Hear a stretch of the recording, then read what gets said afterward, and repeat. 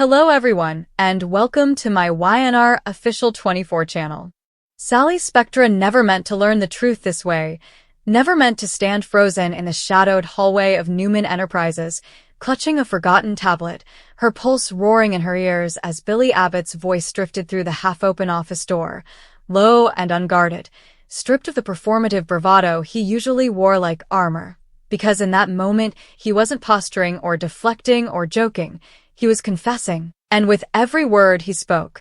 the carefully constructed reality Sally had been living in began to crack, then splinter, then shatter completely, as Billy admitted to Victoria, his Victoria, always his Victoria, that no matter how many times they tried to move on, no matter how many people they dated, loved, hurt, or used as proof that they were done, they had never truly ended, not in the ways that mattered, not in the quiet places where history lived and memories refused to die. And Sally felt the blood drain from her face as the truth slammed into her with cruel clarity. Everything she had believed about Billy choosing her, about Victoria finally letting go, about the past staying in the past, had been a lie wrapped in half-truths and omissions, because while Billy may have been physically present with Sally, emotionally, he had been circling Victoria like gravity itself, inevitable and inescapable, and as Victoria responded, controlled but raw, her voice trembling just enough to betray the depth of feeling she pretended not to have, Sally realized. This wasn't a relapse or a moment of weakness, but an ongoing, unbroken bond, a secret alliance of the heart that had survived betrayals, corporate wars, failed marriages, and years of mutual destruction, and suddenly every strange look, every canceled plan, every moment Billy seemed distracted or pulled in two directions snapped into focus like a cruel montage, and Sally, who prided herself on being perceptive, on reading rooms and people and opportunities, understood with devastating irony that the one story she hadn't fully seen was her own, the one where she was never the leading lady but the interlude, the proof-of-concept relationship Billy used to convince himself he could escape the gravitational pull of the Newman dynasty and the woman who had defined him since they were young and reckless, and convinced love could conquer anything. And as Billy spoke about how Victoria understood him in ways no one else ever could, how she challenged him, infuriated him, steadied him, and how, even when they were at war, they were still speaking the same emotional language, Sally's heart didn't just break. It hardened, because this wasn't about competition or jealousy anymore. It was about agency, about realizing she had been maneuvered into a role without full consent, and when Victoria admitted, in a rare moment of vulnerability, that she had never stopped loving Billy, that every relationship since him had felt like an echo rather than a voice, Sally felt something shift inside her. A cold, sharp clarity replacing the shock, because now she understood the real secret. Billy and Victoria didn't just fail to end. They actively chose not to, silently, repeatedly, even while insisting to the world and to themselves that they were moving forward, and in that choice, they left collateral damage in their wake, and Sally, standing there unseen, became painfully aware that she was only the latest casualty. And as she finally stepped into the doorway, her heels clicking against the floor like a gunshot, both Billy and Victoria turned, shock written across their faces, and the silence that followed was thick and suffocating, because in that instant, the secret lost its power to hide and transformed into something far more dangerous. Truth exposed, and Sally didn't scream or cry or lash out the way either of them expected. Instead, she smiled, slow and sharp, the kind of smile that came from deep understanding, and she congratulated them, thanked them actually, for finally showing her who they really were, because the greatest betrayal wasn't Billy's lingering love for Victoria or Victoria's inability to let go. It was the way they both let Sally build a future on a foundation they knew was cracked, and as Billy tried to explain, to insist that he loved Sally too, just differently, Sally cut him off with surgical precision, telling him that different wasn't enough when it came with secrets and shadows, and when Victoria attempted to assert control, to frame the moment as complicated but inevitable, Sally turned that same piercing gaze on her and reminded her that inevitability didn't excuse cowardice, and that for a woman who prided herself on strength and honesty, hiding an emotional affair behind corporate walls was the weakest move of all, and in that confrontation, something extraordinary happened. For the first time, Sally wasn't the outsider trying to prove her worth in a world dominated by legacy and bloodlines. She was the moral center of the room, the only one brave enough to acknowledge reality without varnish,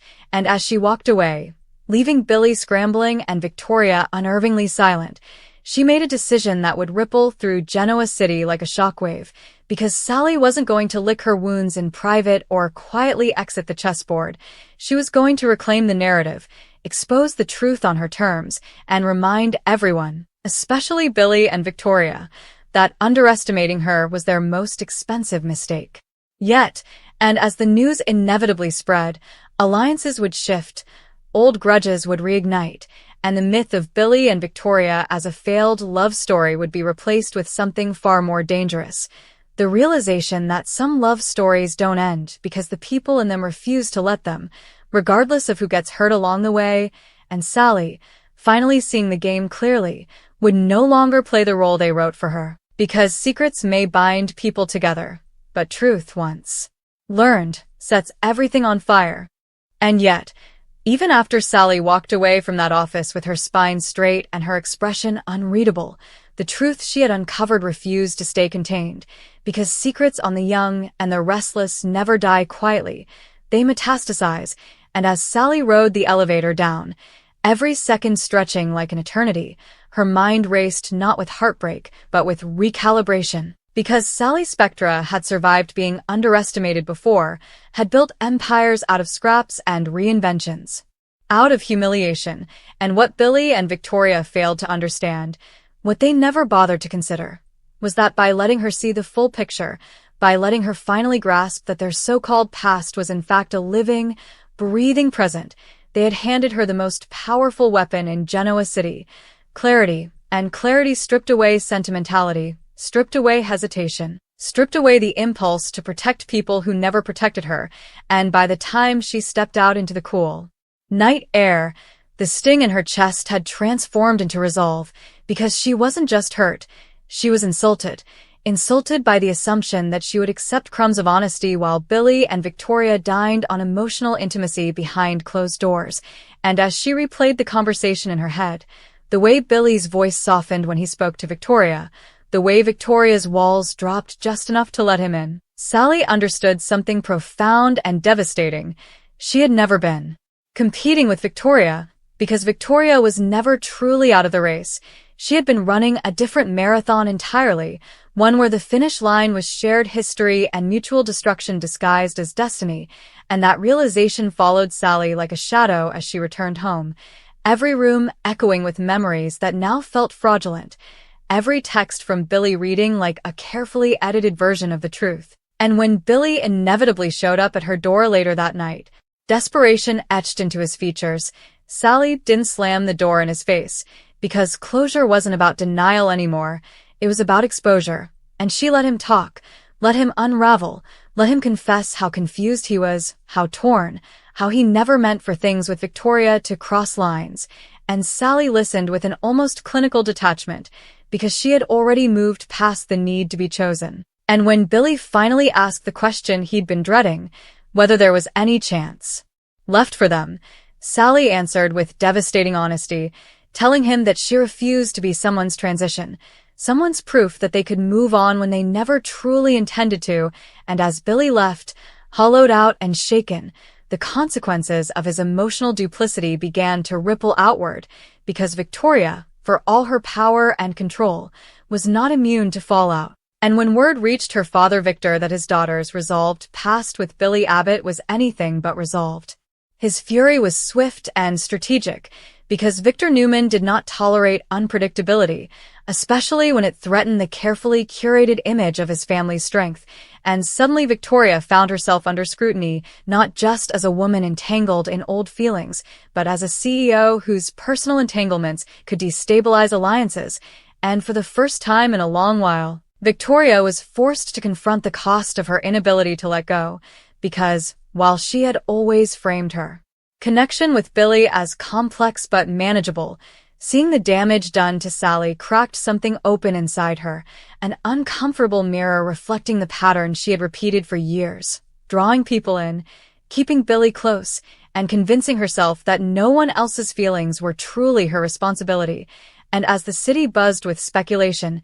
Sally made a move no one saw coming. Not out of vengeance, but out of reclamation, choosing to publicly redefine herself, not as Billy's ex or Victoria's rival, but as an independent force, someone who would no longer orbit the Newman-Abbott gravitational field. And that decision unsettled everyone, because Sally untethered was unpredictable, and unpredictability was dangerous, especially to people who relied on control. And as Chance, Chloe, and even Adam began to notice the shift in her demeanor, calmer, sharper, less reactive, they realized that Sally wasn't spiraling, she was ascending. And meanwhile, Billy found himself alone with the consequences of his choices, forced to face the uncomfortable truth that his refusal to fully sever ties with Victoria hadn't protected anyone. It had simply delayed the inevitable explosion. And as he confronted Victoria again, this time without secrecy or pretense, the tension between them flared, because without the illusion of nothing happening, they were forced to ask the question they'd been avoiding for years. Was this love, or was it addiction? And the answer was terrifyingly unclear, because love was supposed to build something new, and all they ever seemed to do together was circle old wounds, reopen scars, and convince themselves that intensity equaled depth. And as Victoria struggled with the possibility that her connection with Billy might be less romantic destiny and more emotional inertia, Sally, watching from a distance, recognized the irony with a bitter smile, because the very thing Billy and Victoria believed bound them together, their history, was the same thing keeping them trapped, while Sally, once dismissed as impulsive or reckless, was the only one truly moving forward. And in Genoa City, where narratives were currency, that shift mattered, because people began to see Sally differently, not as the woman caught between titans, but as the one who walked away from a toxic triangle with her dignity intact. And as the dust settled, the secret that once threatened to destroy her instead became the catalyst for her transformation, because Sally learns the secret wasn't the end of her story. It was the moment she stopped being written into someone else's. And as the fallout continued to spread through Genoa City like a slow-burning fuse, the realization that Sally Spectra had not only survived the truth, but been sharpened by it, unsettled everyone who had ever dismissed her as temporary, emotional, or expendable. Because Sally no longer moved like someone waiting for validation. She moved like someone who had already rewritten the ending in her head. And that quiet confidence became its own kind of threat, especially to Victoria Newman, who prided herself on control and composure, yet found herself increasingly rattled by the knowledge that for once, she wasn't the most strategic woman in the room, because Sally had done what Victoria never could. She had walked away without looking back, and that fact gnawed at Victoria far more than any confrontation ever could, because it forced her to confront an unbearable truth.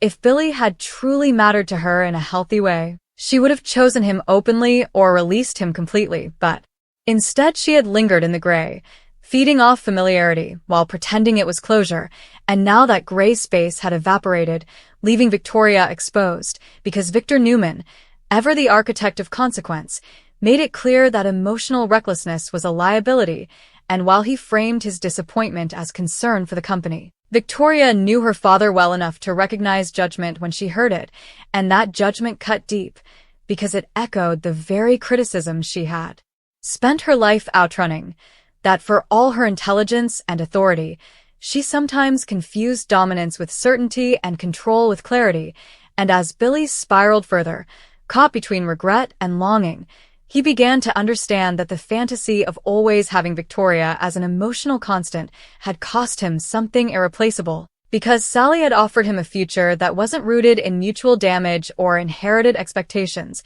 and he had squandered it by refusing to fully let go of the past. And that realization didn't come all at once, but in fragments, in moments of silence where there were no texts to answer, no doors left ajar, no second chances disguised as misunderstandings. And when Billy finally admitted to himself that he had lost Sally not because of Victoria alone, but because of his own unwillingness to choose decisively, the weight of that loss hit harder than any corporate defeat ever had. Because businesses could be rebuilt, reputations repaired, but the trust of someone who had seen him clearly and still believed in him, that was something he might never recover. And as Sally stepped further into her reinvention, she didn't announce it with grand gestures or dramatic speeches. She let it unfold organically, aligning herself with opportunities that had nothing to do with the Newmans or the Abbotts, carving out a space that was entirely her own. And the more distance she put between herself and that toxic triangle, the more others began to reevaluate their assumptions about her. Because Sally wasn't reacting anymore, she was initiating, and that shift drew attention from unexpected corners, including people who had once dismissed her as reckless, but now saw a strategist emerging from the ashes, someone who understood that power wasn't about proximity to legacy families, but about narrative control. And in a town like Genoa City, narratives were everything, and as whispers circulated that Sally might be building something new, something bold and unaligned, Victoria felt an unfamiliar flicker of unease, because she had spent years ensuring she was always several steps ahead, yet Sally's unpredictability made her impossible to anticipate, and that uncertainty gnawed at her far more than open rivalry ever could, because Victoria knew how to fight enemies, but she didn't know how to compete with someone who no longer cared about winning the same game. And meanwhile, Billy's attempts to define his relationship with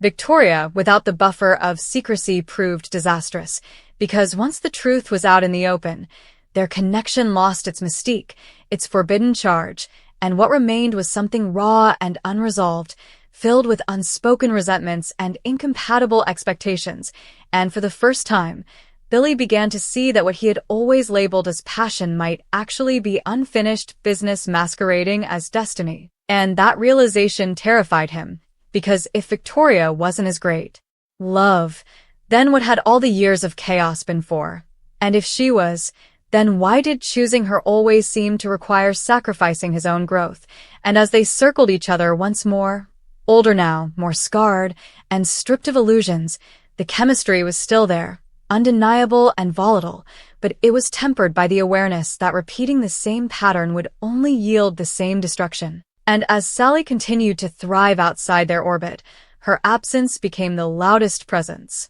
in Billy's life, a constant reminder of what honesty and courage could look like if he ever dared to embrace them fully. And that absence also forced Victoria to confront the uncomfortable truth that Sally had held up a mirror she never asked for, one that reflected not weakness but stagnation, because Victoria had always defined herself by resilience and ambition, yet here she was, emotionally tethered to a man who represented both her deepest connection and her greatest regression. And as the city watched the slow unraveling of what everyone had assumed was a closed chapter, the myth of Billy and Victoria as a tragic but epic love story began to shift, because tragedy implied inevitability, and what people were starting to see instead was choice, repeated, avoidable, and deeply flawed choice. And Sally, once framed as collateral damage in their saga, became the proof that breaking the cycle was possible. That stepping away didn't mean losing but reclaiming,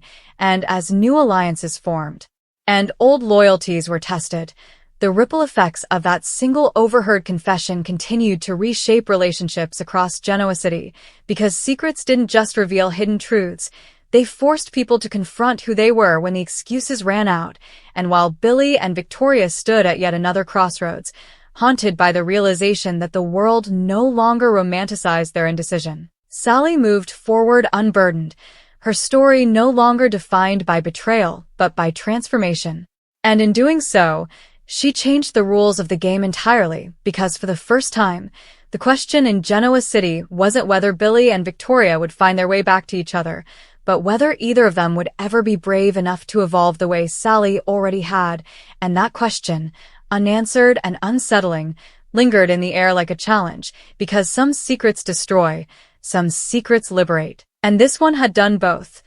ending one illusion while igniting a future no one had seen coming.